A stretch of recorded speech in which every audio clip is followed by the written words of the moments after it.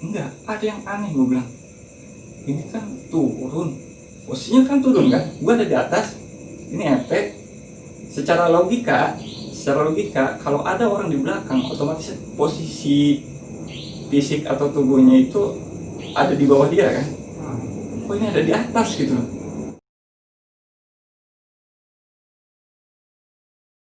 Bismillahirrahmanirrahim. Assalamualaikum warahmatullahi wabarakatuh. Waalaikumsalam warahmatullahi wabarakatuh.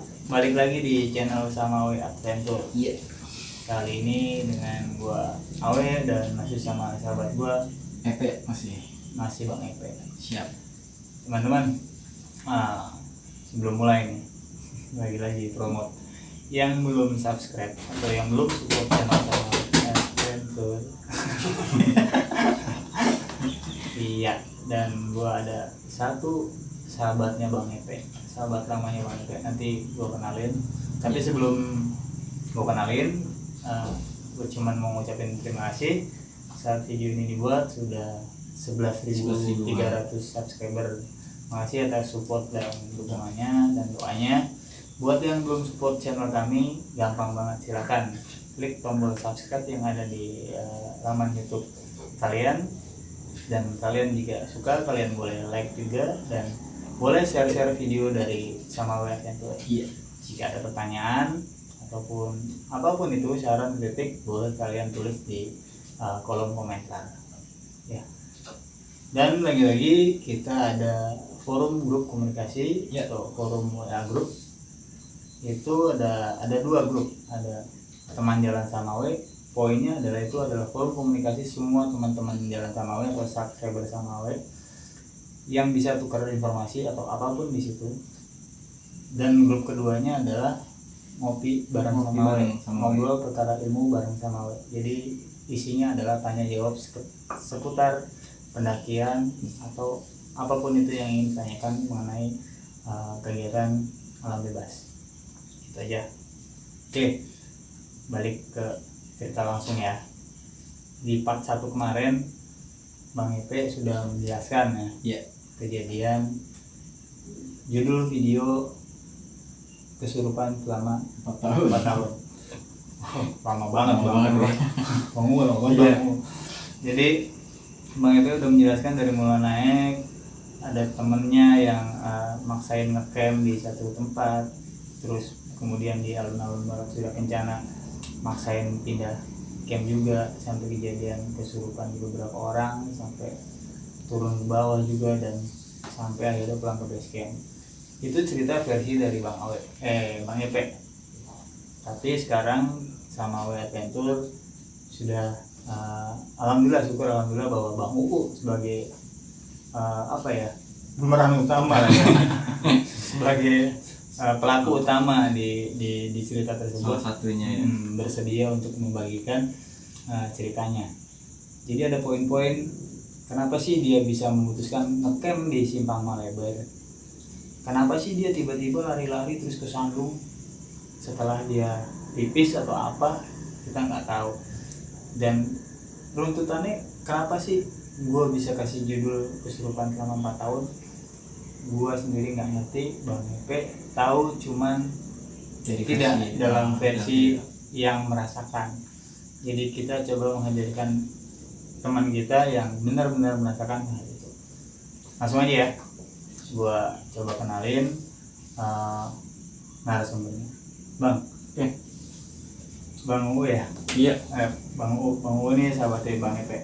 Gimana Bang kabar Bang? Alhamdulillah sehat. Ya sudah, boleh mulai diceritain. Tapi sebutin dulu Bang namanya biar teman-teman juga tahu. Iya. Assalamualaikum warahmatullahi wabarakatuh. Nama gue Uu.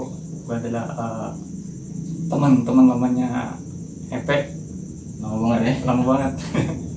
Udah lama gak ketemu gitu kan. Oke, di sini gue minta maaf karena baru bisa datang hari ini gitu kan. Ya. Sekian kita karena Udah lama kontaknya Bang? Udah lama. Karena beberapa hal sibukan lah. Ya. Oke, cuman gue mau sedikit bagi cerita. Versinya hampir sama sih. Ini kan versinya yang kemarin tuh versinya EP gitu kan. Nah sekarang yang yang ngalamin. yang gue yang alamin.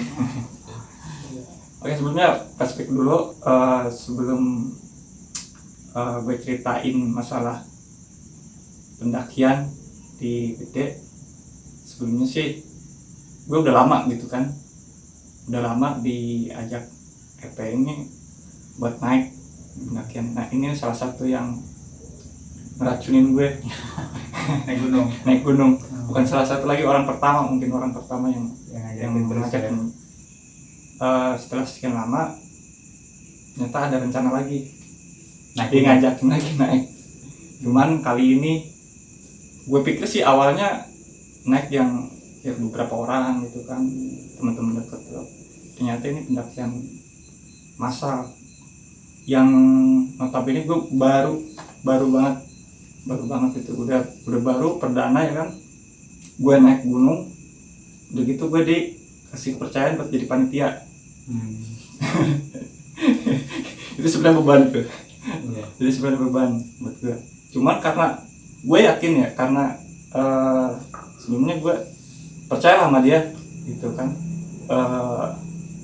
Jadi naik gunung itu nggak asal-asalan. Ada strategi khususnya, maksudnya dibentuk struktur panitia. Nah itu rencananya dibikin sebuah komunitas juga ya. Iya, kita mau bikin komunitas juga. Jadi seleksi lah, istilahnya seleksi. Waktu itu ya berbarengan dengan pendakian massal itu gitu. Strukturnya udah oke, secara teknis pun gue udah tahu gitu kan. Karena sebelum naik ke Gunung Gede itu kita sempat briefing dulu ya, beberapa kali briefing sebulan sebelum naik. Nah sebelum naik itu ya istri gue nggak tahu sebenarnya. Oh, istri lo nggak tahu? Istri gue nggak tahu sebelumnya. Cuma gue ragu gitu antara gue gue ikut berangkat atau gimana caranya. Bukan izin ya, kalau gue istri bukan izin sebenarnya, ngasih tahu kayak gitu kan. Jadi lebih baik apa namanya, minta maaf dibanding minta izin. Ya gitu. Dan akhirnya gue oke lah, gue ikut, tapi gue kasih tahu juga. Gitu kan. Akhirnya seminggu kalau nggak salah, seminggu sebelum hari H pendakian gue kasih tahu. Dan itu ini gue agak sedikit kaget juga gitu kan. Yang biasanya gitu kan sampai tanpa sepengetahuan gue itu kan di sebelum itu kan bikin grup WhatsApp gitu kan. Tanpa sepengetahuan gue itu mungkin waktu gue lagi tidur atau apa, lagi kemana, handphone gue kan gue tinggal. Ternyata bini gue ngecek di grup tuh, sampai nanya-nanya detail masalah gunung di grup itu kan. Dan dia nyebutin istrinya gue lah gitu kan, segala macam, sampai nanyain ketinggiannya itu berapa, terus kondisi cuaca itu gimana, terus berangkatnya siapa aja gitu kan, ditanya semua. Ya tapi paham bini lu ya. Sampai akhirnya ya udah prepare pun dibantu sama bini gue. Istri berarti mendukung ya bang? Mendukung, dia mau masakin apa gitu kan. Wah mendukung banget nih. Temen-temenan ya kan. Gue biasanya kalau pergi mau kemana gitu dia agak sedikit melarang lah gitu. Cuman kali ini udah oke gitu kan. Akhirnya udah prepare, jadilah berangkat. Tibalah di base camp GPO. ya. Base camp itu gue ngerasa kayak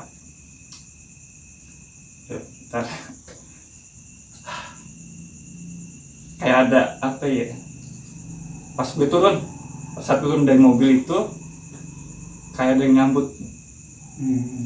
Kayak ada yang nyambut kayak gimana gitu kan. Cuman gue pikir bang sorry deh bang, kayaknya Terusin aja. terus ini ada nyambut gitu kan. Oke. Gue pikir alhamdulillah itu cuman ini gue gitu kan, suge kali mungkin kan, atau kecapean gue gitu kan. selama di perjalanan. Udah, terus kita itu udah siap-siap juga ya, kita siap-siap terus briefing juga. Terus kita paginya itu sempat pada acara buka bersama, makan segala macam. Kita akhirnya antara jam 7 jam 8 lah kita jadi berangkat naik. Selama perjalanan ke atas itu awal sih nggak ada masalah. Nah, di yang gue rasain lagi itu di pos pertama itu, pos 1 yang habis Gapura itu ya. kalau nggak salah apa namanya, Iya, pos 1. pos 1 lah, oke lah. Itu yang ada Gapura aneh juga sih gue ngeliatnya kan, karena lo baru pertama. gitu kan. Dari situ gue kan jadi di situ posisi gue kan kapasitas gue sebagai mentor atau kepala tim. Jadi strukturnya itu leader dibagi lagi, ada tim sweeper segala macam gitu kan. Kebetulan gue sebagai salah satu dari tim leader, mentor gitu. Dan gue ditugasin buat backup peserta itu 7 orang ya. Iya, Per kelompok itu antara 6 sampai 7 lah. Itu random sebenarnya. Di situ pas naik dari pos 1 ya. Pas naik itu mulai ada kayak ada perpecahan. Maksudnya perpecahan itu udah kita kan naik secara estafet gitu kan. Iya. Secara estafet. Waktu itu kendalanya kalau nggak salah satu peserta, tapi bukan di tim gua. Bukan di tim gue, ada yang ketinggalan. Ternyata dia sakit perut. Cewek. Cinta. Bukan bukan itu. Pengen BAB gitu kan, segala macam. Lalu dia kayak udah gimana gitu kan. Gue tanya kan, tim lu bang pada kemana? Udah naik duluan bang. Gue sendirian. Oh gitu, ya udah. Akhirnya gue tungguin. Nah, yang gue tungguin itu agak lama, dia susah lah kalau cewek gitu kan, agak lama juga. Nah di tim gue ini udah mulai nggak sabar gitu kan buat naik. Udah oke, lo naik duluan. Tapi gue ngeliat ada tim gue juga dari bawah, ada inilah kelompok kita juga dari bawah. Oke, nggak apa-apa, nggak masalah. Nah dari situ gue kan nulisin tim nama-nama siapa aja gitu kan yang ada di backupan gue gitu kan. Dan akhirnya tercecernya itu jadi gue ganti tim, ganti anak peserta itu. Jadi yang bukan yang seharusnya dari awal emang gue backup, jadi gue mau backup tim lain. Ditukar gitu kan, gara-gara lo nungguin yang tadi. Terus udah lama, terus pos 2 nggak ada masalah. Pos 2 itu apa? Gue lupa. Bentuk hitung. Pos 3 ke atas bentuk hitung. Cuma emang namanya agak ini sih. Iya, pos nama. tahu, pos tahu. Iya, kayak gitulah. Gak ada masalah juga. Pas di jalur ada masalah lagi. Si salah satu peserta tim lain itu sakit perut lagi gitu kan. Sakit perut lagi. Udah gitu kececer lagi. Diganti lagi itu. Itu kayak kejadiannya sama kayak di awal gitu kan. Waktu gue backup lagi segala macam. Udah kita sambil nunggu makan segala macam, gue naik lagi terus sampai mau ke Simpang Manager ya, pokoknya sebelum pos terakhir ya. Iya, sebelum pos terakhir Simpang Malebel kalau nggak salah. Gue nemuin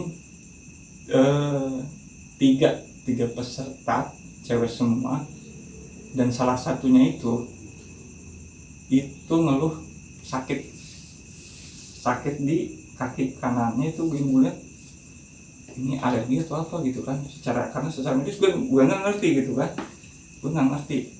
biru ini alergi dingin atau kenapa, lu kecapean atau kenapa, nggak tahu banget ya. kayaknya gue nggak kuat.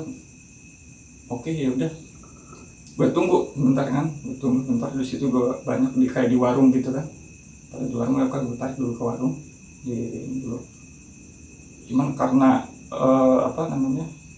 waktu gitu kan, gue tarikin waktu itu kondisinya sekitar jam 4 sore. jam 4 sore gue masih di situ tuh.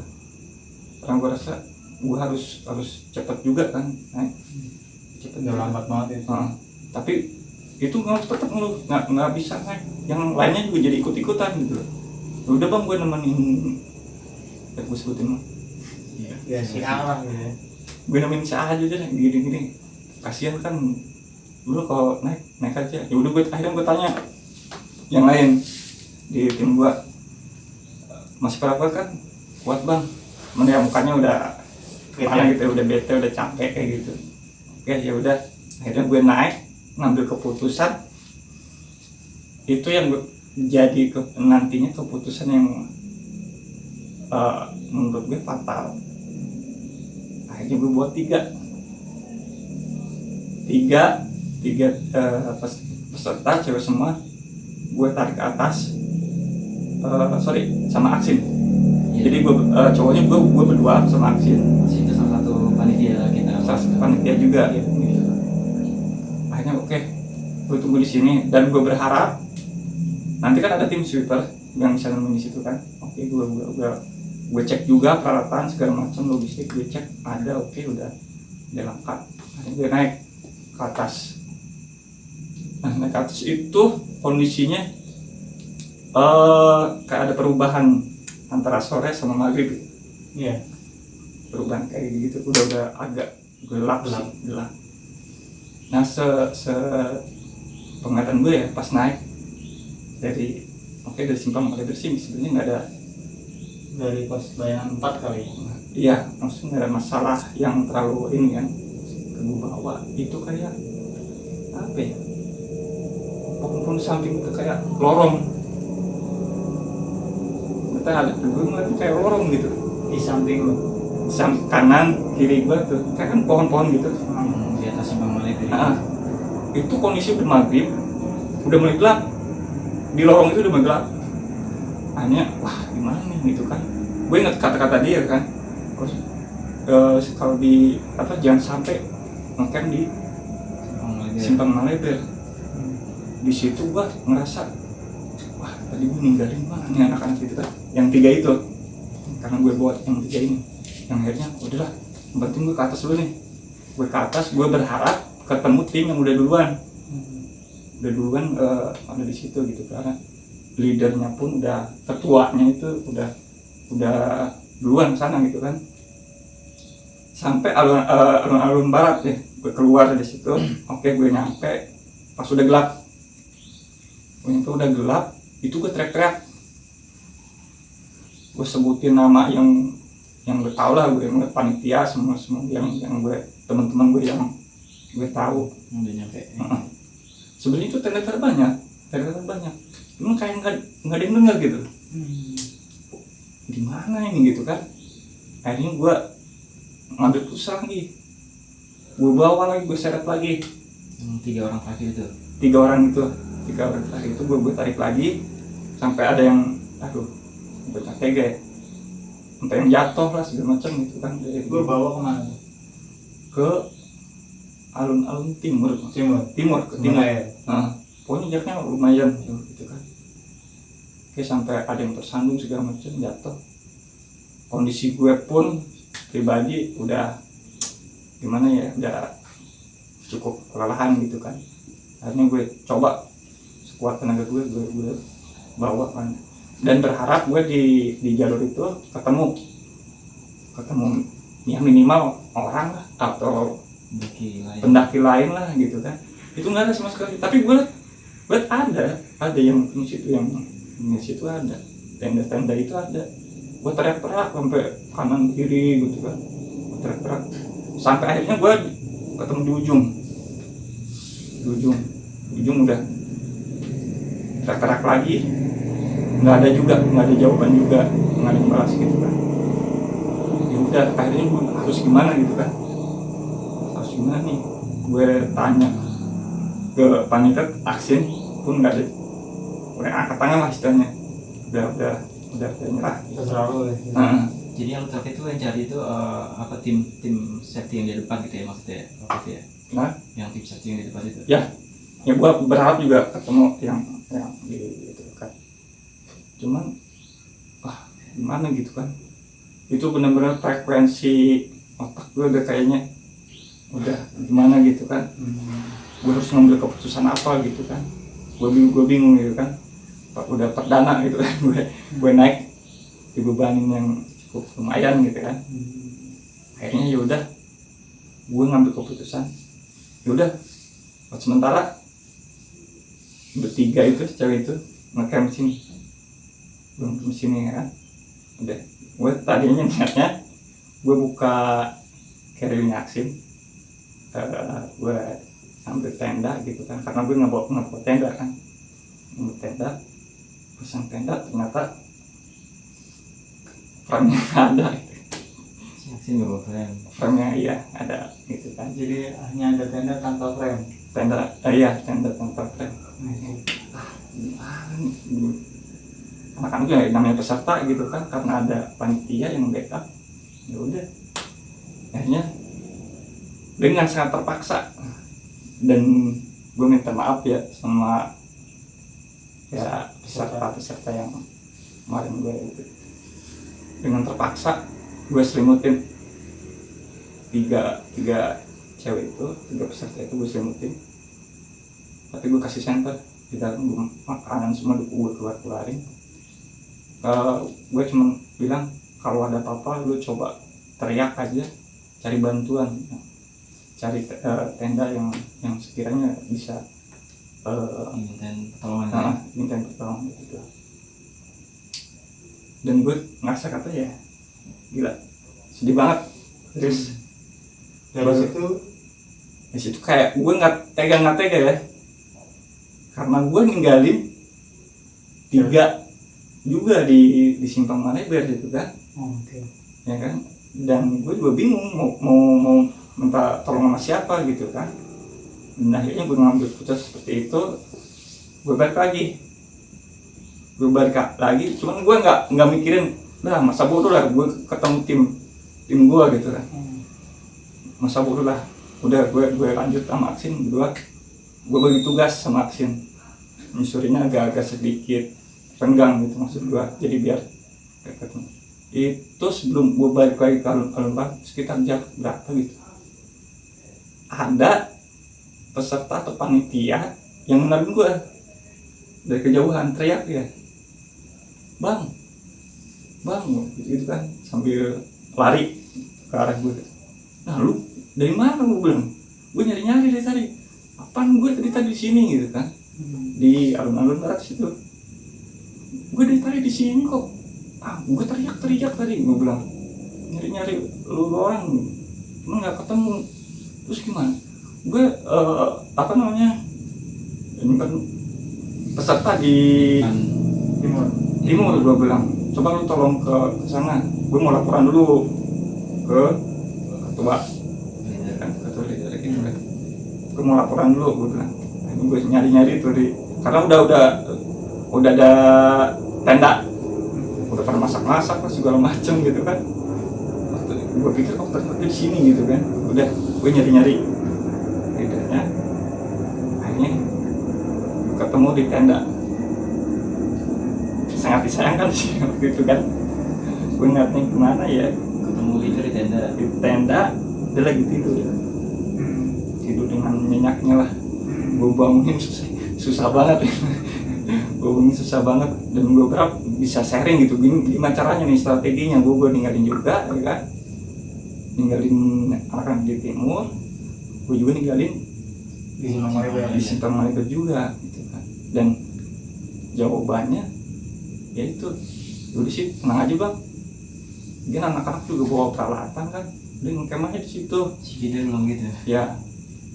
Gue bilang nggak bisa kayak gini nih, gue naik punya apa ya, kayak punya tanggung jawab lah. Gue bilang nggak bisa kayak gini. Akhirnya ya udahlah masih bodoh gue mau ikut atau enggak gitu kan. Akhirnya gue keluar dari tenda itu, gue ngobrol sama panitia lain, sama salah satu ada peserta juga yang emang kenal gitu, cuma jadi peserta. Oke, gue bisa minta tolong nggak? Kenapa bang? Gue ninggalin si A dan yang lainnya di Simpang Malibet. Akhirnya lo tolong gitu. Akhirnya gue ya udah bang, ayo kita ke bawah, sekitar 3 sampai 5 lah yang nemenin gue buat turun ke Simpang Malibet. Panitia dan ada peserta juga gitu kan, cowok semua gitu kan. Karena kalau gue pikir kalau gue sendirian gue nggak sanggup lah bawa 3 gitu kan, belum bawa air segala macem. Pas turun di Simpang Malibet itu ada tempat agak datar gitu, emang kelihatannya sih nyaman gitu kan, dan gue nggak ngeh kalau itu Simpang Malibet, maksudnya nggak fokus namanya itu Simpang Malibet gitu loh. Iya, karena lo juga baru pertama kali juga. Terus gue turun, ternyata tenda udah ada tenda. Udah ada tenda gitu kan, udah berdiri tenda gitu. Pas gue cek, ternyata tim salah satu peserta yang gue tinggalin tadi. Sebelum gue naik itu lagi tiduran lah di situ, capek segala macam, masih sakit kakinya, agak sedikit sakit sih. Emang udah bisa oke lah, normal aja, udah oke. Nah, pada saat di situ gue ngerasa tempat itu nyaman gitu, bukan cuma buat peserta aja, malah gue kayak orang kejebak gitu, apa gitu, kayak enak banget gitu, kayak ya udah kenapa nggak di sini aja gitu kan, sambil nungguin.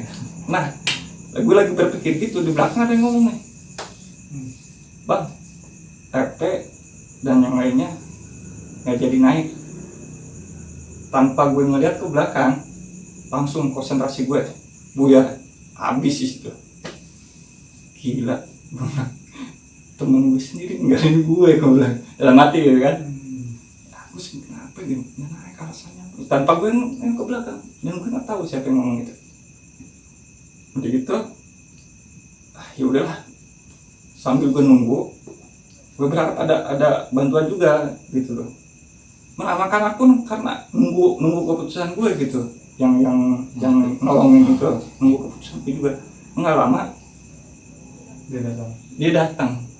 Gue kayak ngeliat dia tuh kayak antara gue kesel pengen marah sama gimana gitu, senang. Alhamdulillah senang gitu. Tiba-tiba dia dengan muka marah, sedikit emosi, narik gue akhirnya. Lu ngapain sih di sini? Lu tahu nggak? Gue diem. Gue bilang, gue nggak tahu, gue mau ngelakuin apa gitu. Lu tahu nggak di sini apa gitu kan? Masalah lu, daripada gue berdebat, terus gimana? Ya udah tarik semua, tarik ke sini. Dan gue bilang, ada yang sakit, udah tarik. Tanpa gue berpikir panjang, udah tanpa gue kemas rapi gitu kan. Udah tenda di ikat, udah ada bantuin juga anak-anak, udah naik. Nah, situ tuh agak mulai tuh, pas gue naik lagi kan, naik lagi ke atas. Posisinya itu anak-anak yang membantu gue itu udah duluan gua. Nah, kebetulan di belakang gua, terus belakang gua ada siapa? Nggak ada bukan belakang. Nggak ada ya? Nggak ada, naik. Karena gua tiba-tiba gua pengen nengok ke belakang ke dia. Akhirnya nengok ke belakang sambil center. Terus belum. Tapi bang. Rokok aja. Sorry ya. Oke, lanjut. Gue nengok ke dia, jaraknya agak cukup lumayan, agak ya nggak begitu jauh lah, cuma kelihatan gitu kan, sampai gue bisa ngeliat. Itu gue ngeliat ada cewek tepat di belakang dia, cewek rambutnya panjang. Ini Belakang efek. belakang gua. Cuman gue nggak tahu ya wajahnya kayak apa, cuman kayak nunduk gitu. Gitu. Gue pikir peserta atau pendaki yang lain gitu kan di belakang dia, gue pikir gitu kan. Udah aman. Secara gue masih kepikiran. Sambil berjalan itu gue mikir, Tadi siapa ya? ada yang aneh, gue bilang. Ini kan turun, posisinya kan turun kan, gue ada di atas, ini efek. Secara logika kalau ada orang di belakang, otomatis posisi fisik atau tubuhnya itu ada di bawah dia kan. Oh ini ada di atas gitu loh. Oh, Paham kan? Ini kan bawa keril gitu kan. sampai ke kepala lu. Ya, gitu. Terus. Ini ada di atas dia. Nah, Ada di atas. Dan gue ngerasa, aduh, berat tangan gue yang sebelah kanan. yang megang center. Gue, Iya, yang megang center. berat gitu kan. Gue juga, aduh, konsentrasi gue udah kacau balau lah. Kayaknya udah gimana gitu. Gue pikir itu gue bawa peserta, bawa cewek gitu kan. Megang sini megang. Cuman kok angin dingin gitu. Oke. Gue nggak mau nengok. Gue nggak bisa nengok. Gue fokus ke jalan. Terus gue agak sedikit ini kan ke depan. Itu ada bentuknya gitu lagi. Kayak Lorongnya tuh bener-bener gimana ya? Agak sedikit beda sih yang tadi saya lihat pertama gitu kan. Agak sedikit beda. Ini lebih rimbun lagi. Kayak lebih padat lagi di samping kanan kiri tuh kayak. Jadi jalanan itu kan sebenarnya satu jalur gini. Ini kayak agak melebar gitu. Kayak gitu. Udah akhirnya ya udahlah, bodoh serta kali. Dan ya udah gue jalan terus ya kan, akhirnya tiba di tempat gitu kan. Ya udah, dan gue udah nggak kepikiran lagi karena udah terang gitu kan, udah rame. Gue udah pada sibuk masing-masing, udah sibuk sendiri. Dan gue pun nggak fokus lagi ke dia gitu. Udah berpikir udah semua datang gitu kan. Oke, semua udah istirahat sambil pada ngedirin tenda juga, gue makan segala macem. Gue sempat ganti baju juga gitu kan. Nah, agak udah berapa lama istirahat, gue ngerasa udah kelelahan gitu kan, gue mau istirahat. Sorry nih. Teman lu yang peserta tiga yang ditinggalin udah ditarik lagi. Oh iya, sorry. Itu udah ketarik lagi itu. Oke, Udah mendarat sendiri karena si Oji ya. Oji itu lapor ke gue, oke bang, udah nyaman ya. Udah aman. Pas gue ke situ emang udah ada gitu kan. Udah ada, oke, udah aman semua, udah kumpul semua gitu kan. Udah, kayaknya udah dulu istirahat segala macem. Gue ngerasa mata gue udah ngantuk lah.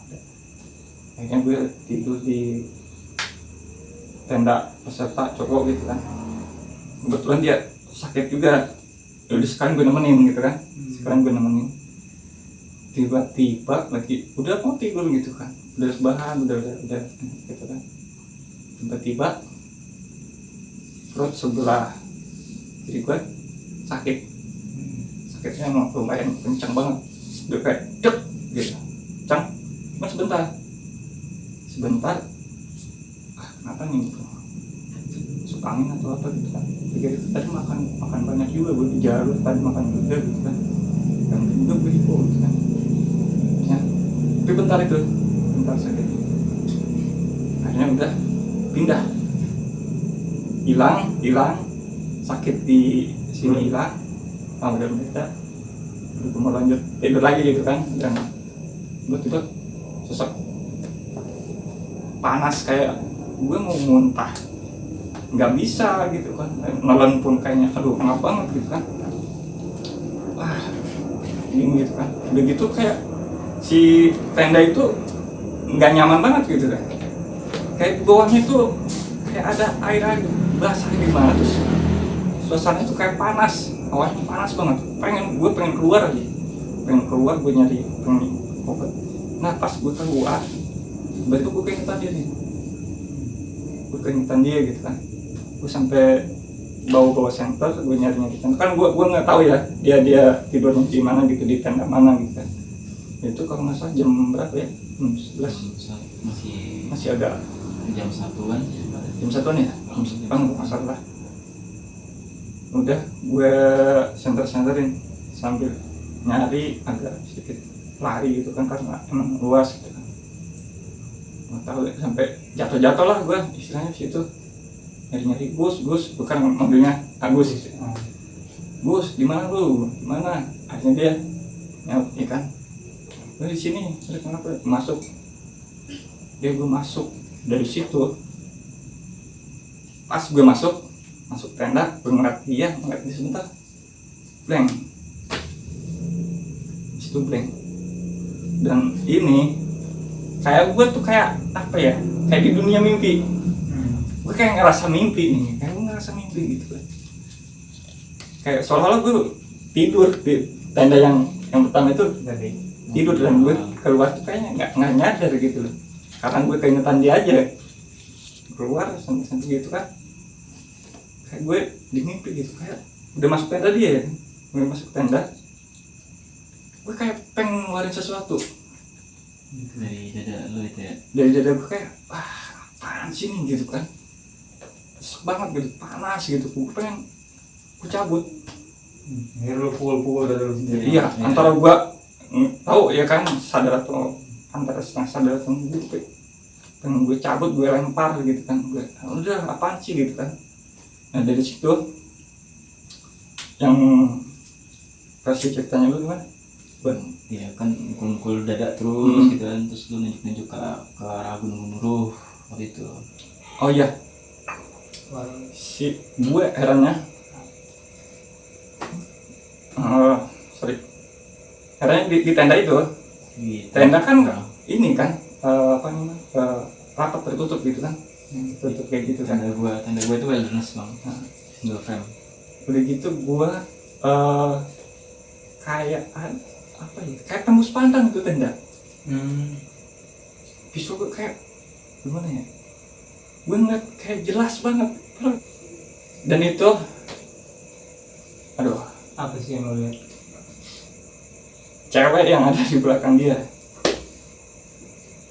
yang gue lihat tadi di simpang Rebel. Oke, satu orang, satu makhluk lah ya. Sorry. Itu kayak ngajak gue. Oke. Sini kayak gimana gitu. Sini kan. loh Ya, cuman enggak ngomong gitu. Kayak ada dorongan gue buat kesana. Kayak ada dorongan buat kesana gitu kan. Udahlah, nah di situ gue kayak setengah sadar ya. Di situ gue agak setengah sadar kayak menolak gitu. Kayak menolak gitu kan. Kayak gimana gitu kan. Badan gue juga udah kayaknya berat banget gitu kan. Tapi tanpa sadar juga gue tiba-tiba si tenda itu kayaknya hawanya panas lagi gitu kan. Panas dan gue pengen keluar itu. Gue kayaknya nggak bawa senter, gue keluar gitu aja. Gue keluar, herannya gue keluar tapi ke arah sana kayak pengen kayak ketarik gitu, kayak ada antara gue pengen kesana sama gue nolak gitu loh. Akhirnya pelan-pelan gue jalan. Perasaan lo ini ya? Pelan-pelan gue jalan, tiba-tiba lutut gue kayak apa ya, berat. Lutut gue langsung ke tanah, cep gitu kan, kayak berlutut gitu. Kan gue masih tetap tegakin, gue berusaha buat bangkit lagi gitu kan. Itu berat banget, berat kayak lu harus tunduk gitu. Dan gue di hati gue tuh kayak gue nggak mau gitu loh, gue nggak mau tunduk. Ada juga lu yang harus tunduk sama gue gitu kan, pikiran gue gitu. dan gue nolak. Pada waktu itu gue nolak gitu. Dari situ udah gue mulai ngeblank lagi, kayak udah penolakan gue kayak udah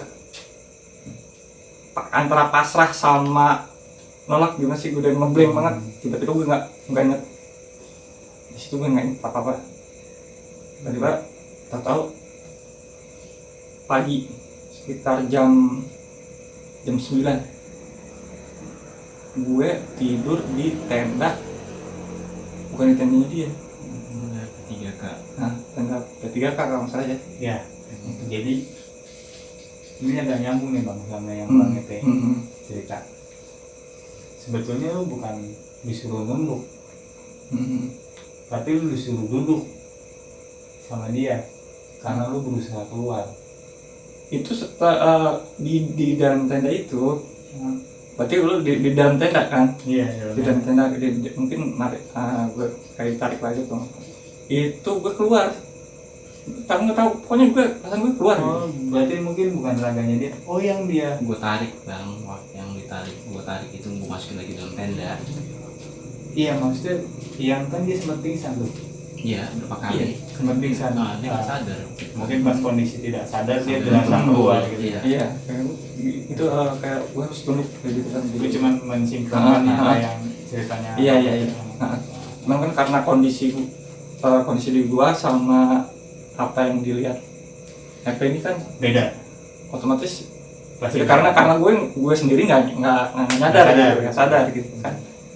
Dan akhirnya pas pagi gue bangun di tenda P3K itu kayak badan gue yang semalam itu kayak abis gimana gitu kan, pikiran gue yang udah kacau balau gitu kan, udah kayak enteng gitu, agak enak kan. Oh, seger gitu ya. Seger gimana gitu, kayak nggak ada kejadian apa ya, seger gitu kan.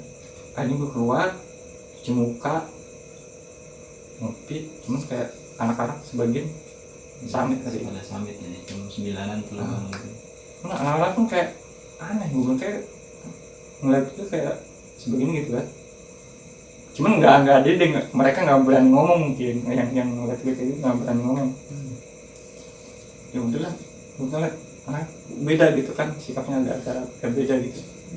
Nah, akhirnya lagi abis gue ngopi ngerokok segala macem, gue nengok lagi ke Gunung Gemeru. Gue dan nanti pernah ngeliat, gue bilang kapan gitu kan, pernah ngeliat gitu. Itu kan di situ ada batu ya, Iya. cukup gede gitu kan, ada batu. Gue orangnya agak iseng juga gitu kan, coba kesana gitu, kayaknya enak nih buat foto-foto atau apa ya. Samperin lagi tuh. Gue sambil lagi pada saat gue belum kesana, sebelum gue nyampe kaki gue secara kebetulan atau nggak tahu lah, kebetulan mungkin atau gimana, kayak nyandung sesuatu di tanah. Gue pikir batu gitu kan, lagi gue iseng, gue kok yang sana itu kan agak kebuka, Agak angkat ya. agak angkat, apa ya, kok bentuknya kayak gimana gitu. Kayak apa bang gitu?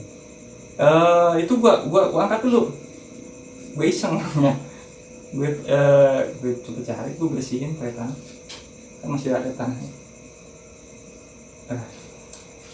Bentar, gue bersihin, oke.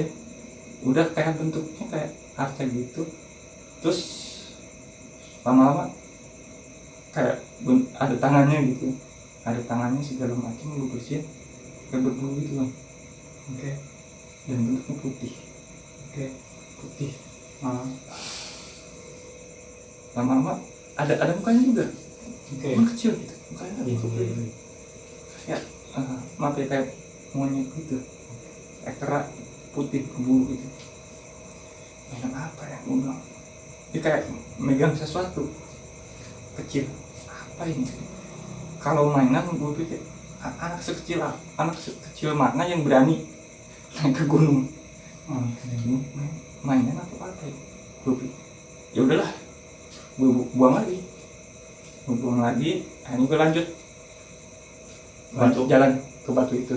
Gue duduk sampai gue kayaknya pikiran gue udah tempatnya asik banget gitu, kayak kamu pernah lihat gitu kayak gimana gitu kan.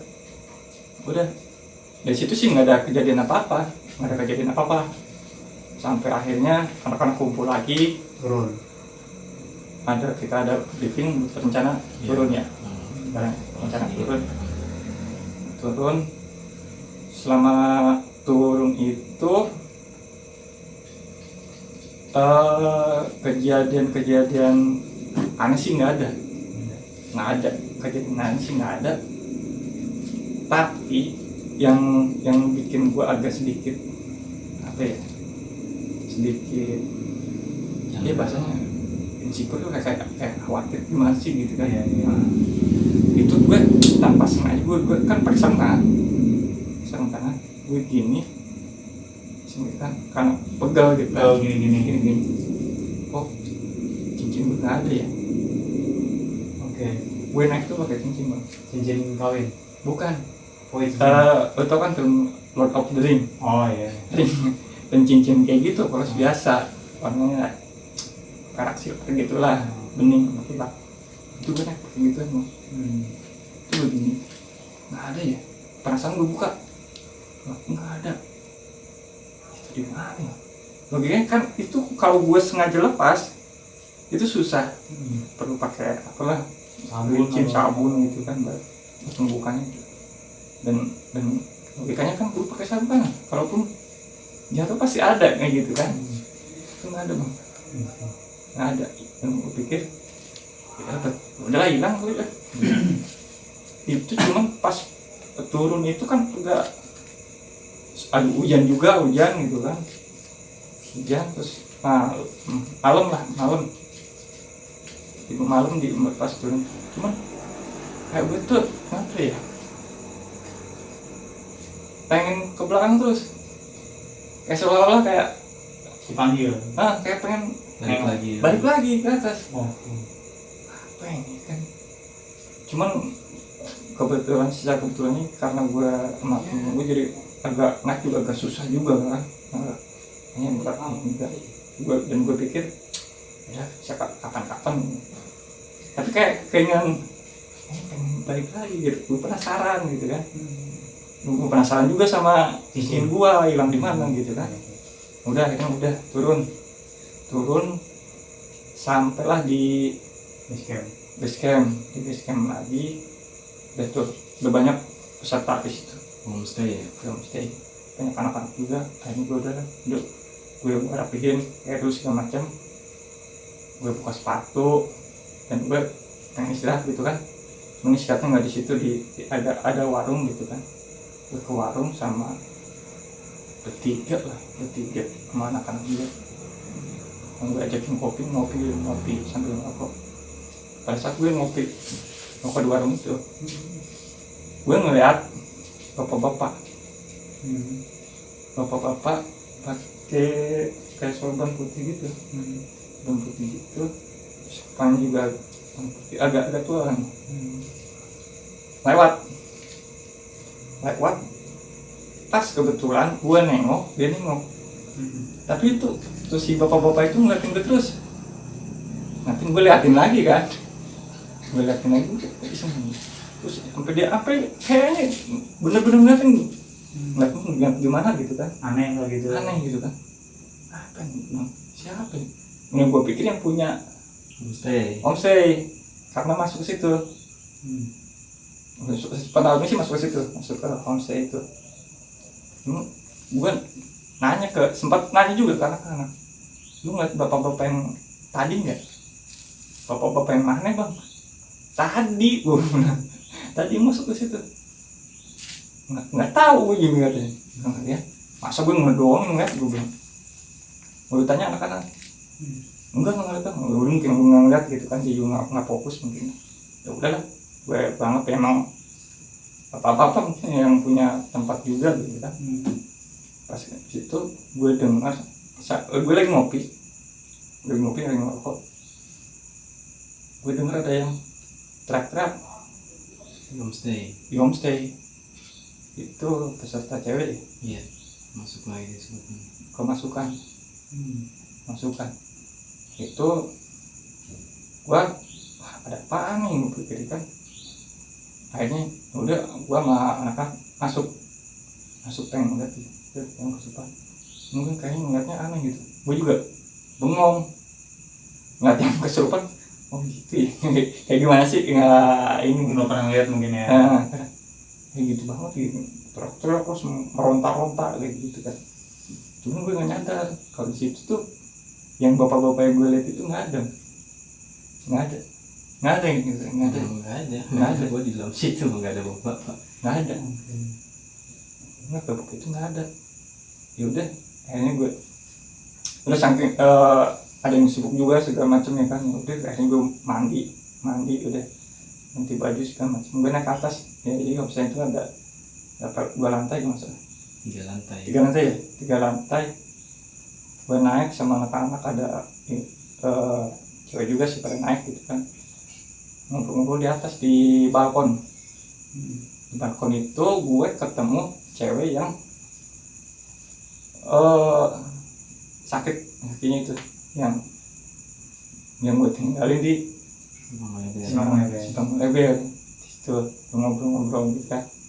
Cuman dia juga nggak cerita, nggak tahu dia tahu kejadian yang menimpa gue atau enggak, gue nggak tahu gitu kan. Cuman dia nggak cerita juga gitu. Udah sambil ngobrol-ngobrol kayak gitu, tiba-tiba rencananya kan pagi ya kita. Iya. Rencana kita pagi pulang, tiba-tiba ada salah satu panitia juga ya kan, panitia datang ke atas dengan muka capeknya gitu kan. Ada yuk kita kemas-kemas, kita berangkat sekarang. Yang anak-anak yang lain itu nutin gitu kan, ngikutin instruksi dia. Cuman gue repek, kayak ngomong gak sadar gitu. Ngapain sih buru-buru? Lu masih nyaman di sini gitu. Kayak gue tuh kayak apa ya? Repek aja ngomong kayak gitu. Gue masih nyaman. Gue masih nyaman kok. Dan dia ya udah kalau mau sini gitu. Gue sama anak-anak mau cabut. Oh, ya udah. Di situ gue mikir, gue diem, bengong ngeliat ke luar gitu. Kayak mana pengen masih betah gimana sih orang betah gitu kan. Akhirnya yang si cewek itu pun, jadi udah bang, kita turun dulu. Udah, gue ini kan, udah gue turun sambil packing, beres-beres. Dan akhirnya kita pulang. Malam itu juga kita paksain pulang. Di pas pulang itu nggak ada kejadian apa sih. Nggak ada kejadian apa sampai di base camp Di toko di base camp di Jakarta itu Di Lambar. Mbak di Bukan. Cengkareng. itu nggak ada apa-apa. Base camp itu tokonya Bang Epe ya? Anggap itu base campnya emang ngumpulnya anak-anak di situ semua. Udah di situ nggak ada kejadian apa-apa.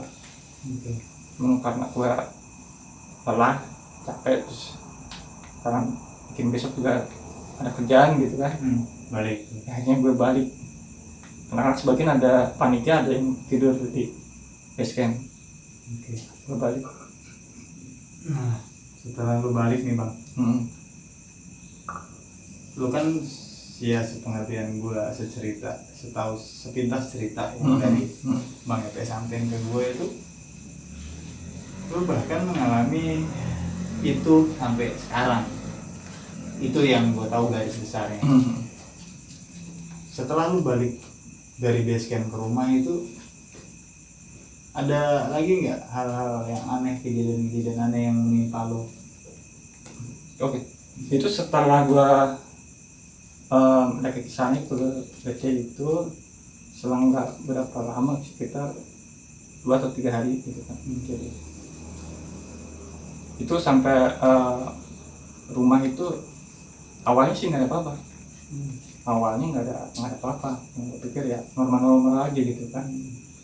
Cuman ada perkataan dari istri gue yang sampai sekarang masih gue pikir apa gitu kan. Dia ngomong gini, udah cukup ya main-mainnya, kayak gitu. Oke. Udah cukup main-main. Nggak, gue pikir gue kesana emang buat main-main gitu kan. Gue naik gunung, cuman kayak kata-katanya apa ya, Sampai sekarang lu belum ngerti maksudnya apa? belum ngerti. Udah cukup main-mainnya, udah akhirnya udah normal gue kerja biasa gitu kan. Nah gue nemu kejanggalan setelah beberapa hari itu, anak gue yang pertama ini, maksudnya yang sekarang kan bini gue lagi ngandung lagi ya. Anak gue yang pertama ini umurnya masih sekitar 2 tahunan lah, 2 tahun setengah, cuman udah ngomongnya udah lancar Waktu itu. anak gue perempuan udah lancar ngomongnya dia. Itu bini gue laporan, setiap gue datang pulang kerja malam, si kakak kayaknya kelihatan aneh kenapa sih, sering ngobrol sendiri ya, sering ngobrol sendiri itu kayak di tembok gitu ngobrol sendiri. Yang gue pikir itu mah cuman ya anak-anak ya biasa lah gitu, gue pikir udah biasa kali anak-anak. Enggak, kayaknya aneh gitu, kadang-kadang dia marah-marah kayak anak lagi nggak mau diganggu gitu katanya. Akhirnya gue sengaja tuh nyempetin waktu sehari, gue pengen nyoba nih, penasaran ya kan, sehari gue nggak kerja sehari, dari pagi sampai siang sampai normal gitu, dia main gue normal biasa. Kalau waktu malam gue lagi mainin handphone gitu di kamar, tiba-tiba di depan tuh anak gue kayak lagi ngobrol. Nah siapa gue agak ini dikit kan, gitu kan, nggak ada siapa-siapa, dia lagi ngobrol ada tembok kayak ngomong apa gitu, nggak ini juga gue nggak ini gitu. Gue coba deketin anak gue, kak kamu lagi main siapa, ngomongin apa, ngobrol siapa? Ini teman aku, ngikutin terus pak.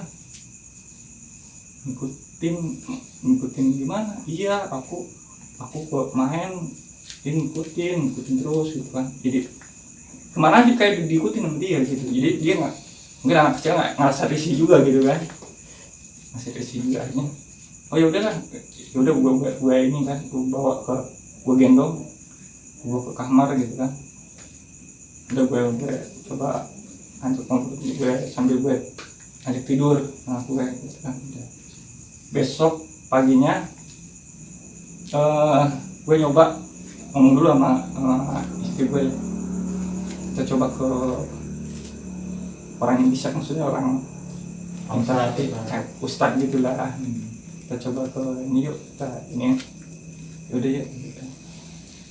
Akhirnya yaudah emang katanya ada Di rumah itu.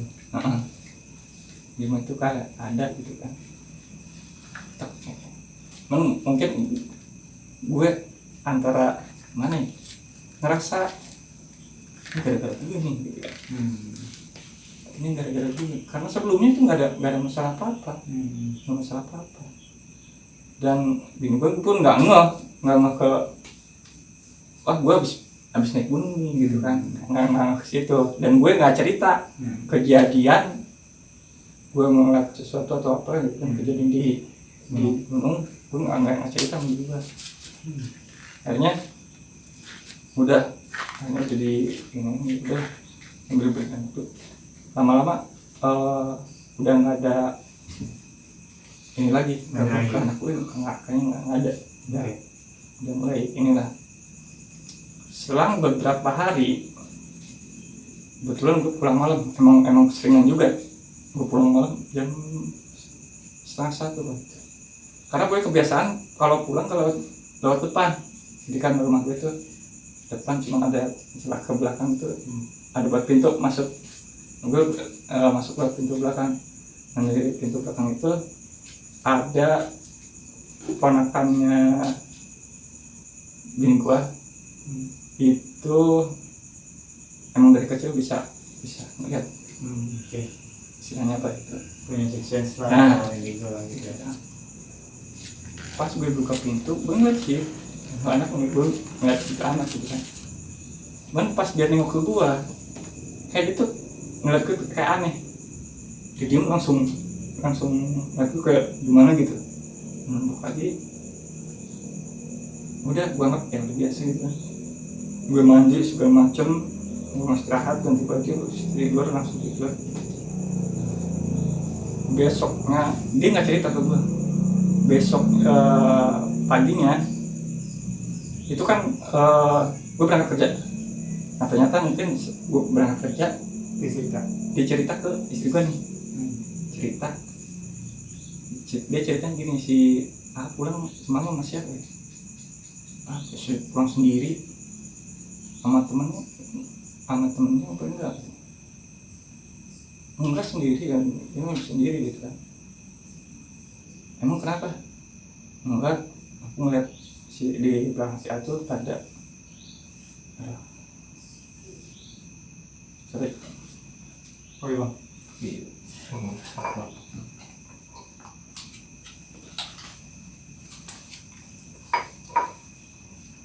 Ada orang tinggi gede,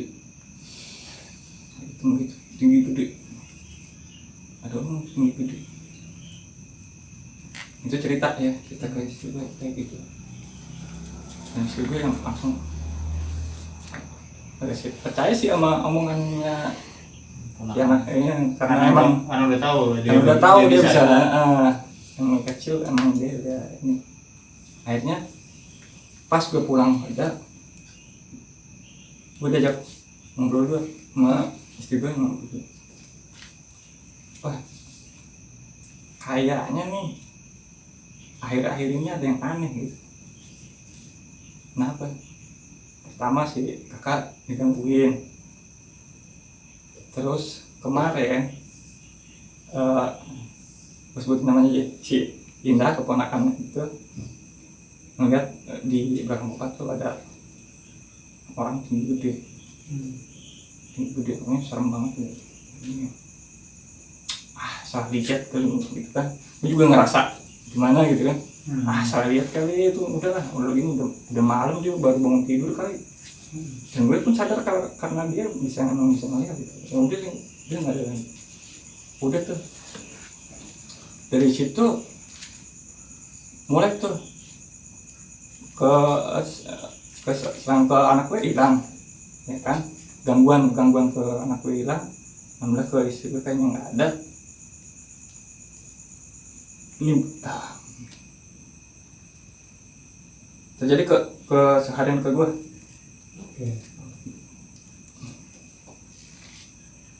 Kayaknya hidup gue di situ ngerasa lebih ngaco deh.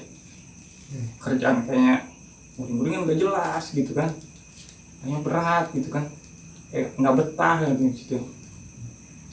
Kebetulan waktu itu gue kerjaan gue tuh dropship online, emang lagi boomingnya gitu kan. Juga nganterin sendiri tuh barang-barang. Dari situ mulai lagi. Biasanya kan gue kalau ngirim barang gitu kan ada alamat rumah buat gue kirim gitu kan. Dan gue nggak ngeliat secara jelas, yang penting gue ini gue searching di Google Maps gitu kan, gue udah tahu gitu kan. Itu secara gue nggak tahu secara kebetulan atau apa, gue ngirim barang itu rumahnya itu angka 3. Rumahnya itu angka 3, dan sebenarnya sih nggak ada yang aneh. Rumah itu sebenarnya nggak ada yang aneh. Tapi selama itu gue sering ke situ, ngirim barang gue sering ke situ, tapi nggak pernah ketemu sama pemilik rumah. Selalu pembantu rumahnya itu pun udah tua. Selalu ke situ. Kebetulan suatu hari gue ke situ agak lama nih keluarnya minum benan. Akhirnya udah gue istirahat di pos security gitu kan, pos security. Gue ini, Pak numpang istirahat ya Pak, bentar. Oh iya, ngirim barang ya Bang? Iya, ngirim barang Pak ke sini nomor 3. Tiba-tiba dia nyetuk. Itu kan yang punya rumah nenek-nenek Bang. Aduh, gue langsung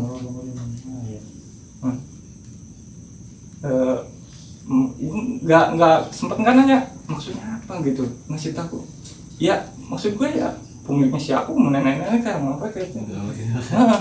Tiba-tiba dia ngomong kayak gitu, ya udah nggak gue hirauin kan, udah gue sabar dulu lah, yang penting udah sampai akhirnya udah gue kirim juga. Nah di situ nggak kejadian ke gue sih, nggak ada ngarah apa, cuma tiba-tiba kayak gitu aja.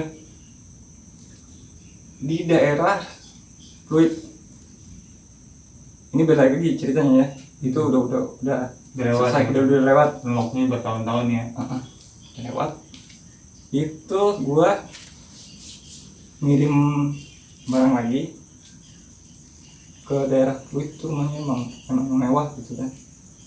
Kebetulan gue juga mau mampir ke base campnya RT, waktu itu emang Fluid sama Sengkareng itu kan ada dekat juga kan. Gue niat mau ini juga. Berhubung agak larut malam, itu sekitar 11:30 gue telat ngirim karena banyak. Gue telat ngirim di rumah itu, telat. Kebetulan lagi rumah itu angkanya tuh angka 3 lagi. Angka 3 itu di sepanjang gue nggak ngeh gitu loh, gue nggak, emang ada nomor 3, cuma gue nggak ngeh gitu kan. Pas ini 3 lagi, dan rumahnya itu balkon, rumahnya gede. Kalau rumah gede itu kan itu balkon atas yang buat santai-santai, itu ada tangga turun buat langsung akses keluar. Gue mikir, gue pencet bel, udah kan. Gue pikir kan keluarnya di bawah gitu kan, atau pembantunya atau apa gitu kan. Gue pencet bel beberapa kali, dari atas turun Bang, cewek perempuan ya. Itu setengah, kayak nggak terlalu tua lah, maksudnya ya ibu-ibu lah, memodis lah gitu kan, modis. Dari atas pakai pakaian putih, emang biasa ya, gue anggap biasa lah ya kan. Sebentar, putih itu dalam artian jubah atau kayak baju putih? Iya, baju kayak baju tidur ya, kayak putih gitu kan. Orangnya cantik gitu kan. Gue kayak ngerasa kayak bengong gitu, bukan bengong karena dia cantik ya. Bengong terus setengah 12 malam juga begitu ya. turun nurun anak tangga, pelan-pelan turun, mukanya berubah Bang.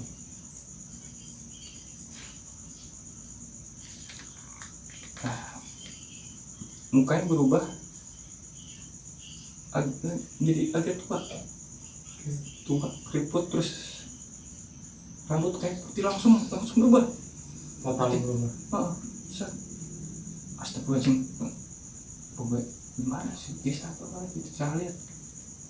Terus turun dia agak tinggi, berubah lagi, jadi agak muda lagi, jadi cantik lagi gitu kan. Jadi turun itu berubah ya. Pokoknya tua jadi nggak. Pas dekat stop, gue udah nggak mau lihat lagi gitu kan. Gue nggak mau lihat lagi, gue sambil ngasih dokumen itu kan, kebetulan dokumen kan. Terus dia ngomong gini, lain kali saya nggak mau kayak gini ya. Ngomong itu terakhir gitu. Oh iya, gue bilang, oh iya maaf Bu, saya tadi ada masalah di jalan. Dia udah ngomong apa-apa lagi, dia nggak langsung nih kan. Dari situ mulai kejadian kayak gimana gitu kan. Akhirnya gue mampir ke base camp dia gitu kan. Cuman gue nggak cerita langsung gue anggap karena itu apa ya, hal yang biasa Kejadian lah, biasa lah ya. kejadian biasa gitu. Dan di base camp jadi di base camp ketemu itu sama anak-anak. Nah bang, sejauh ini lo pernah berpikir nggak bahwa ini adalah ada sangkut pautannya sama pada saat lo mendaki ke Gunung Gede? Ada. Saat kapan? Iya saat sering berjalan waktu karena pas pendakian itu kayaknya apa ya, yang gue bilang hidup gue kayaknya Nggak tenang. nggak tenang gitu, kayak ada sesuatu yang aneh gitu. Kayak gue pengen apa ya, antara gue pengen ngelepas sesuatu gitu. Oke. Jadi lo ngerasa ada sesuatu? Kayak ada sesuatu gitu kan, kayak hidup gue gimana sih, kacau balau gitu kan. Ibadah juga udah ngaco lah, segala macam gitu kan. Akhirnya gue cerita sama saudaranya istri gue juga, maksudnya yang cowok gitu kan, omnya gitu. Gini gue ceritain kan. Cuman gue nggak cerita Semua. bukan kejadian gue di gunung, enggak. Gue Gue bilang gue ngerasa gini, ada yang aneh. Ya udah, kita ke ini aja yuk, ke Ustadz. Kebetulan dekat rumah gitu kan, orang yang bisa gitu kan. Itu gue ke situ, akhirnya gue ke situ. Kayak gue ke situ akhirnya, terus ketemu sama Ustadznya itu, ngobrol-ngobrol bentar. Gue lagi-lagi gue nggak cerita.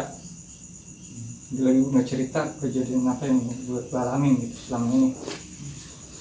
Gue cuma pengen coba bantu gue gitu kan, ke Ustadz itu kan. Ya udah, akhirnya Ustadz itu ngambil kayak bambu tuh, bolong, ngambil petung. iya, gitu. Ditempel di telinga kanan gue, tempel telinga kanan gue, sambil dibacain ayat-ayat Al-Quran lah macam. Awalnya biasa aja, lama-lama sakitnya bukan di sini, bukan yang ditempel kayu, tapi tengah kiri gue langsung dengung, gitu. Kayak sebelah kiri tuh kayak nggak denger apa-apa, Jadi budeng gitu. cuman yang ini dengar, bacaan Al-Quran itu dengar. Itu gue yang kayak di belakang itu langsung gini, secara nggak sadar gue netesin air mata. Itu kayak pikiran gue gelap, atau gue kayak gelap gitu. Terus kejadian-kejadian yang gue alamin, entah itu naik segala macam, Flashback ya. kayak diulang gitu. Kayak ngelakuin kayak gini gitu. Kayak seakan-akan kesalahan itu kayak bener-bener nyerang. Jadi beban pikiran gitu lah, kayak jadi beban pikiran. Terus gue bacain terus sampai gue nangis, sampai ya gue nyebut Allah, hidup gue kayak gini banget gitu kan. Gimana gitu, udah kacau banget gitu kan. Hanya udah giran telinga kiri sama dibacain juga, itu sama kondisinya. udah gue Tapi dengar yang kiri. pas dibenahin denger, cuman yang ini udah nggak ini lagi. Tapi nggak sakit. Dengar deh, udah kelihatan mulai reda sama Ustadz. Udah tuh diajak minum segala macam, ngobrol. Pak Ustadz bilang apa tuh? Pak Ustadz tuh bilang gini, Bang, bisa cerita nggak habis ngapain? Gue ditutupin tetap, gue nggak mau gitu kan. Gue pikir itu aib. Nggak, dari mana biasa aja, pulang kerja segala macam, seharian kayak gitu. Udah jujur aja dari mana gitu ya. Dari gunung, gue bilang. Oh, cuma gitu dah. Sekarang gini, saya udah coba bantu buat menetralisir gitu kan. Tahu nggak Bang? Dia bilang ada sesuatu yang ngikutin abang. Maksudnya yang gitu kan. Dia nanya kan. Nah, iya pokoknya ada sesuatu yang kayaknya senang sama abang nih gitu kan. Ini dari abangnya sendiri nih, dari abangnya sendiri coba apa namanya ngelakuin inilah, maksudnya sholat segala macam ibadah gitu kan, ngaji. Coba bang dari abang sendiri coba buat bangkit gitu, menolak. Itu gue pikirin gitu kan, ada yang ngikut, ada yang nempel gitu kan, pikir. Terus si Ustadz itu bilang saya cuma bisa bantu membuka, artinya ngasih jalan gitu kan, membuka. Cuman ini kata saya, ini jujur ini dari abang sendiri gitu. Dari abang sini harus bisa, harus bisa. Gue pikir apa gitu kan, gue harus ngelakuin tindakan apa lagi gitu kan. Akhirnya ya udah ngobrol-ngobrol, gue pamit pulang. Dari situ sih agak udah agak tenang ya, udah agak tenang. Cuman akhirnya gue ngikutin apa kata Pak Ustadz itu, gue sholat terus ngaji, gue lihat 5 waktu gue lakuin gitu kan, gue jalanin ngaji juga gitu kan. Itu udah enak tuh. Yang akhirnya dari situ, karena gue pikir nggak ada kejadian apa-apa, terus juga gue kebentur sama kesibukan yang padat gitu kan, kerjaan yang gitu kan, banyak PR. Agak renggang tuh Sholat mulai lagi. Tapi nggak biasa aja, cuman kayak dibikin nyaman nggak sih tadi. Namanya juga setan ya. Kayak bikin nyaman gitu lah. Nggak jadi pas suatu saat kayak gue lagi di jalan tempat sepi gitu, biasa gue rokok kan. Kalau salah pulang kerja lah, gue kan kayak pengen istirahat di jalan gitu kan. Kok tiba-tiba kangen apa nih? Gue kangen suasana di Gunung Gede. Gunung Gede. Ada kepikiran nggak lo bakal balik ke sana buat mungkin balikin apa yang udah ikut lo selama ini? Pengen ada nih sih. Gue jujur demi Allah nggak paham masalah ilmu agama namanya. Entah ini takut gue salah ngomongnya, entah ini bisa musik apa-apa, kita percaya hal itu atau tidak. Cuman yang jelas sampai saat ini lu pengen banget balik ke sana. Karena bahkan gue berpikir gini, Tujuannya mau ngebalikin atau cuman lu sendiri yang kangen? ya jadi gini, kayak ada pengen balik lagi ke sana dengan orang-orang yang sama. 100 orang itu. Gue pernah ceritain ke dia. Itu yang apa sih yang tadi gue pengen tanya, itu ada apa dengan angka 3 itu maksudnya bang? Oh iya, lu berarti gimana? Maksudnya ada hubungan nih berarti? Angka 3 itu? Kalau yang gue ingin sih, emang selama itu gue pikirin, oh ya oke. Waktu yang angka 3 itu, karena gue berpikir gue ninggalin 3 di Simpang Lebar, gue bawa 3 ke alun-alun timur, dan gue tinggalin lagi tuh. Jadi gue kayak ngerasa apa ya, keputusan terbodoh gue dalam ngambil sikap kayak gitu. Kayak bener-bener sampai sekarang pun kayaknya Masih merasa bersalah. iya, kayak goblok banget sih lu tuh laki gitu loh. Kayak ngambil keputusan gitu aja nggak. Dia poin penyesalan, keputusan yang udah pernah ambil lu nyesal. Mungkin pada saat itu kalau gue bawa semua, tarik semua, gue paksa mungkin tahu ya, nggak gitu kejadiannya. mungkin kayak gitu. Jadi poinnya sekarang lu pengen naik balik ke sana lagi dengan angka 3 2 kali. Ya bang, bener sih. Sempat dia cerita waktu yang ke toko itu kan, itu emang ada sedikit kejadian gitu ya, yang tertarik gitu kan. Jadi sebelum ke Ustadz itu ada temen yang pintar juga kan, ya bisa atau enggak gue nggak ngerti, cuma ada konflik lah. Cuma waktu itu dia bilang dia kembali ke sana dengan 3 orang itu. Jadi karena udah lama dia nggak pernah ke toko gitu ya, karena selama pasca itu dia seperti menutup diri gitu. Jadi pas banget begitu datang ke toko itu ada beberapa anak dan ada temen gue juga satu gitu kan. Akhirnya dia kan sempat cerita ya yang masalah angka 3 itu. Jadi waktu itu dia bilang dia mau balik lagi ke sana dengan catatan kita mesti bawa 3 orang itu. Jadi si nenek itu minta 3 orang, entah 3 orang yang dibawa ke atas atau yang di bawah nggak paham gitu kan.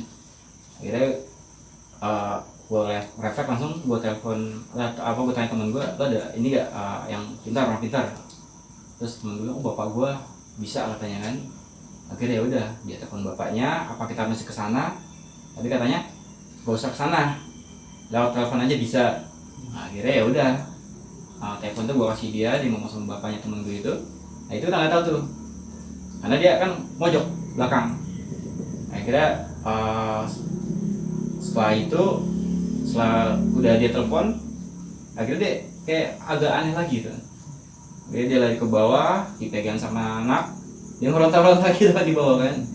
Nonton di bawah, terus tiba-tiba ada temen gue yang di toko itu bilang, pe. Nah itu gue turun ke bawah, katanya ngeliat dia buka kan, dipegangin gitu kan, dia agak kebuka gitu, katanya di dadanya itu ada nyala. Terus di balik toko gua di kaca itu ada apa sih, ada sosok nabrak Tembok, nabrak kaca ya, etalase gua duk gitu kan, jadi kayak ada mau masuk gitu kan. Jadi akhirnya gua spontan. Setelah itu ya udah, akhirnya dia ditanya juga setelah udah mulai sadaran gitu ya, ditanya juga nggak mau jawab. Nah itu misterinya di situ, itu yang gue bilang sampai sekarang nggak terpecahkan. Oke. Sampai sekarang lo pengen ke sana? Masih ada temen gue ke sana. Tujuannya pengen mulangnya atau enggak? Gini, karena gue tuh orangnya gimana ya, kayak nemuin sesuatu yang baru, entah itu apapun itu gitu kan, apalagi hal kayak gini, kayaknya apa ya, gue pengen bermain. Oke. Tapi maksud gue dalam artian gue pengen bermain itu bukan hal-hal yang gue pengen jadiin apa atau apa gitu kan, kayak apa ya, susah lah buat gue ceritain. Cuman ini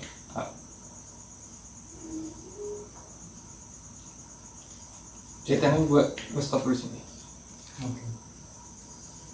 Di sini.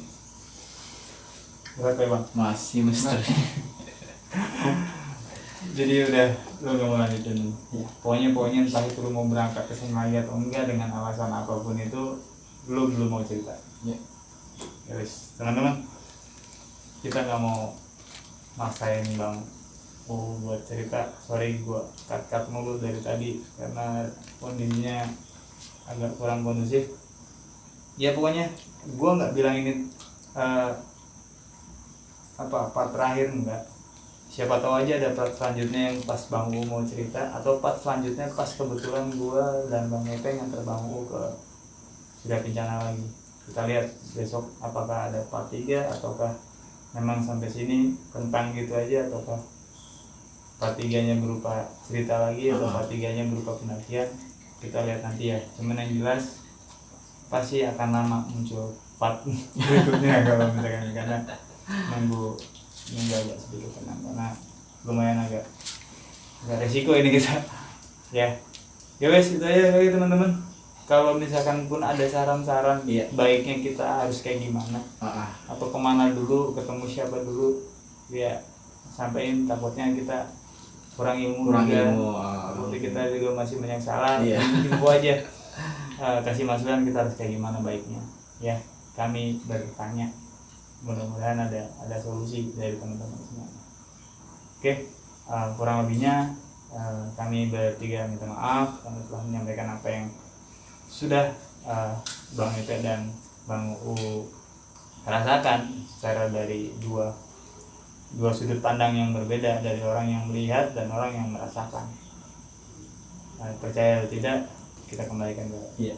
teman-teman semuanya. Ya wes, saja teman-teman, ditunggu saran-sarannya. Terima kasih, salam santai. Assalamualaikum warahmatullahi wabarakatuh. Waalaikumsalam warahmatullahi wabarakatuh.